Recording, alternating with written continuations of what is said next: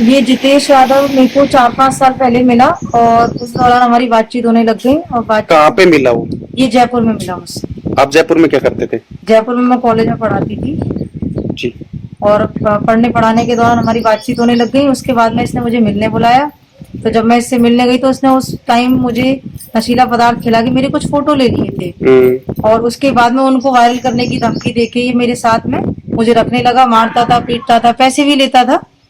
और उसके बाद फिर जब मेरी शादी मेरे घर वालों ने कर दी तो इसने मुझे बाद में भी वहां परेशान किया।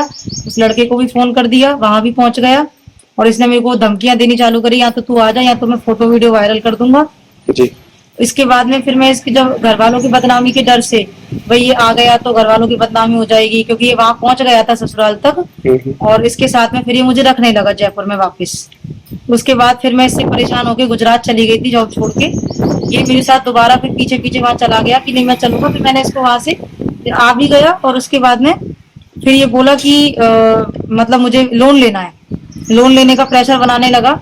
और उस बात पे इसने बहुत मारपीट भी की मेरे साथ और जबरदस्ती करता था हर चीज में। और अब मेरे अकाउंट से खुद ही पैसे, क्योंकि इसको मेरे फोन की पासवर्ड पता रहती थी। अभी घटनाक्रम क्या हुआ आपके साथ और अभी आपने कहाँ घटनाक्रम शिकायत ये दी है? हुआ कि गोटड़ा में इनके घर वालों को जब मैंने ये सारी बात बताई, क्योंकि ये गुजरात से सोना और गाड़ी लेके आ गया था मेरी, तो ये सारा घटनाक्रम मैंने उसके घर वालों को बताया। तो इन्होंने, क्योंकि इसने मारपीट भी की थी मेरे साथ भी, खुद के साथ भी।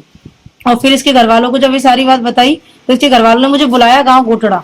और गोटड़ा बुलाने के बाद में उन्होंने मेरे को, रात भर तो मैं वहां रही। पहले तो मुझे मतलब एक तो अंदर बुलाया, अच्छे से रही। और उसके बाद में रात में इन लोगों ने मेरे साथ, जब मैंने बोला कि इसने ऐसे किया है, ऐसे किया है, इस तरीके से, तो इन लोगों ने मेरे साथ मारपीट की और रात में ही मुझे भगा दिया वहां से। फिर उसके बाद रात में तो मैं वहां रुकी और अगले दिन सुबह ये लोग मुझे अलवर छोड़ गए और मुझे धमकी ये दी। आपने शिकायत कहाँ पर करी? शिकायत जब ये अलवर छोड़ के मुझे गए कि अगर ऐसे तुमने केस किया तो मैं इस तरीके का ये कर दूंगा, वो कर दूंगा, तो फिर मैंने उनके नियर बाई थाने तिजारा में शिकायत कर दी। क्योंकि 31 तारीख को मैं वहीं थी तो कुछ लोगों ने मुझे सलाह दी कि भाई नियर बाई थाना वही लगता है, शिकायत वहीं पे होगी। जब मैंने शिकायत कर दी तो उसके बाद में, शिकायत होने के बाद इन लोगों को मेरे पास फोन आने लगे, दबाव बनाने लगे पैसे लेने देने का, जो कि मैंने क्लियर मना कर दिया। थाने से क्या समाधान हुआ अभी तक? थाने से कोई समाधान नहीं हो रहा मेरा। थाना पूरा पॉलिटिकली दबाव में है, जो वहाँ के लोकल पॉलिटिशियंस हैं, क्योंकि इनके जो पॉलिटिक्स हैं, कुछ इनके गांव में उनकी रिश्तेदारी है, शादी वादी हुई है, रिश्तेदारी है, तो उनका सपोर्ट है। और थाने वाले ना एसएचओ साहब मेरा फोन उठाते हैं बिल्कुल भी। और पुराने वाले एसएचओ मुझे ये कह गए कि 2 दिन में करेंगे, 4 दिन में करेंगे, 2 दिन में 4 दिन में करेंगे। इस वजह से वो मुझे गुजरात से बुलाते थे, मेरे को मेरी जॉब भी छोड़नी पड़ी। अभी क्या चाहते हो? अभी ये गिरफ्तार ये जो होना चाहिए। मुकदमा है वो जून में फर्स्ट वीक में दर्ज हुआ है। उसके बाद इसमें महिला के वीडियोग्राफिक बयान लिए गए हैं। न्यायालय में जो परिवादिया है उसके बयान करवाए गए हैं। इसके बाद अलग अलग घटनास्थल पर ये उन्होंने बलात्कार होने की बात बताई है। तो उन सभी घटनास्थल पर जाके नक्शा मौका बनाया गया है और आस पड़ोसी हैं उनसे पूछताछ की गई है। जो महिला परिवादिया है और जो आरोपी है उसके जो कॉल डिटेल्स हैं, रूट चार्ट्स हैं, वो मंगाए गए हैं, उनको शामिल पत्रावली किया गया है।